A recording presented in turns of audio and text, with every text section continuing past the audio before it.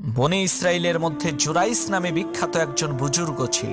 একদিন তিনি নামাজ পড়ছিলেন, এমন সময় তার মা ইবাদতখানার বাইরে থেকে তার নাম ধরে ডাকলেন। মায়ের ডাক শুনে জুরাইস চিন্তা করলেন তিনি মায়ের ডাকে সাড়া দিবেন নাকি নামাজ পড়বেন। তিনি সিদ্ধান্ত নিয়ে ফেললেন নামাজ পড়বেন। জুরাইসের মা রাগান্বিত হয়ে বলে উঠল, হে আল্লাহ, তুমি জুরাইসকে বেশ্যার মুখ না দেখিয়ে মৃত্যু দিও না। কয়েকদিন পর একজন সুন্দরী মহিলার বাচ্চা জন্ম নিল।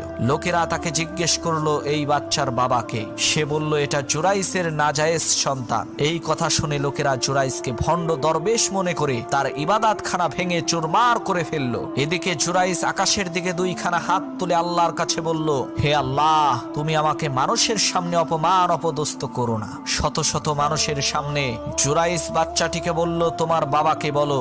সবাইকে অবাক করে দিয়ে সেই দুধের বাচ্চাটি বলে উঠল, আমার বাবা হলো ওই বকরির রাখাল, আর জুরাইস হচ্ছে নিষ্পাপ।